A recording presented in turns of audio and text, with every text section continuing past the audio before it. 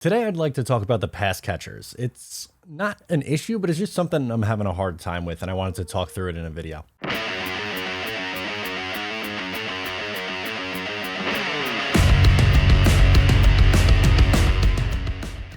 Hey, what's going on? I'm Matt O'Leary back with another video, and today I wanted to talk to you about the Jets pass catchers in 2022. Hey, that rhymed. That was pretty cool. Before we get started today, I just wanted to mention you can follow on social media at Matt O'Leary NY. If you haven't already, please make sure to subscribe to the Just Jets podcast wherever it is that you get your podcast. You could also check out bonus content on Patreon, patreon.com/Matt O'Leary NY. We have a new guest every Thursday for Exit 16 West, the exclusive podcast over there. We have player write-ups on Fridays, and throughout the season, more stuff will be involved and implemented, so make sure to check that out too. So I don't really have any notes for this one. This is more just something that I've been trying to do and something that I've struggled with in the process, and kind of just wanted to talk through it with you guys and see where you're at in the process. So obviously, one of the things that I do on this channel is projections, and it's almost that time of year where I have to start talking about predictions for the upcoming season, which is great.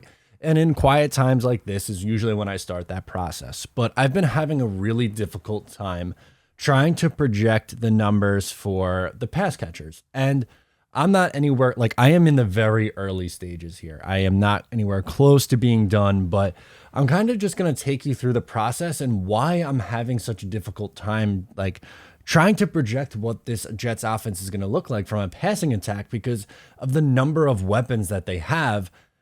The statistics start adding up pretty quickly. So let's start with like the main three wide receivers. Obviously, Corey Davis, Elijah Moore, and Garrett Wilson. Those three, if all healthy, are anticipated to be a very, very big part of the offense. So is it fair to say that between the three, on average, maybe around 800 yards, maybe someone's a little higher, maybe someone's a little bit lower, but let's just use the base mark of 800 receiving yards for those three guys. That is already 2,400 passing yards. Then when you look at the two new tight ends you added in free agency, I see a lot of people talking about, well, okay, yeah, maybe neither of those guys are studs, but can they combine for 1,000 yards? I've seen that conversation before, and in theory, that's not that crazy. That's up to 3,400, and that's not even getting to the two running backs who are essentially going to, you're assuming they're going to be very big pieces of the offense. Can they combine for, I don't know, 600? That might even be on the low end of yards because both of those guys are really good pass catchers. You're already up to 4,000 yards right there, and that's only 7 guys. That's not including Braxton Berrios. That's not including Denzel Mims, who believe me, I'm not necessarily expecting Denzel to be a big part of the offense, but that's not including Jeremy Ruckert, and like other guys are going to catch the football. You're not going to get through an entire season with only 7 people catching the ball, or 8 if you want to include Braxton, only 8 people catching the ball. And like, is it fair to put that projection on Zach Wilson of 4,000 yards? Well, if you're even just doing that benchmark 4,000 yards, there's going to be people who really aren't putting up all that productive numbers. Like, is it realistic to think that Garrett Wilson, Corey Davis, and Elijah Moore are all going to be around 800 yards? Again, maybe plus or minus a little bit. Probably not at that point. I think someone's going to have to take a hit in production. And like when I'm on Twitter, when I'm online in general, it seems like so many fans are like writing it in stone. Like, yeah, all three of those guys, when healthy, we've seen Corey Davis go over 900 yards.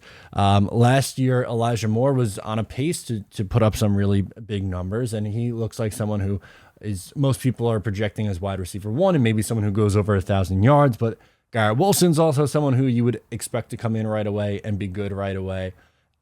And like, I'm just wondering, how are these yards going to be divvied up? It's so tough for me to go through and say like, okay, I think this is a fair projection for the tight ends, for receptions, targets, yards, all that stuff, or the wide receiver room, or even the running backs. Like, honestly, I'm really struggling with it. So I just kind of wanted to talk through why I guess I was struggling with it. And hopefully how I laid it out makes sense for why I'm having a hard time with it. And I was kind of curious if you guys want to put in the comments, just, it doesn't have to be exact numbers, but loose projections for these guys. And keep in mind, again, like in theory, I would love to be like, yeah, boom, those top three receivers over 800 yards, 1,000 for the tight ends, another 400 for Braxton Berrios or whatever. And then you add all that stuff up and it's like, oh my God, I have Zach Wilson throwing for 5,000 yards. Like, let's be real. The chances of that happening is probably pretty slim. I'd like to set the benchmark at 4,000. Maybe that's a little bit of a lofty goal, but it's more obtainable than a 5,000 yard passer. Even 4,000 yards, that would put him in the top 10 or no, 12, excuse me, of quarterbacks in passing yards, I believe last year. So are we going to see that big of a jump? Maybe you're looking at maybe something a little more reasonable like 3,800 yards. And then that's even harder to figure out, okay, who's getting what yardage. And yeah, it's just something that I've been struggling with. So I'm curious what you guys think right now. Drop your predictions. And again, these are subject to change. It's June. It's early June. I'm not holding anyone to this. I'm just going through the process of trying to do my projections, and I'm curious to see where you guys are at. So let me know in the comments below or on social media. Thank you so much for tuning in. I'm Matt O'Leary. I'll talk to you next time.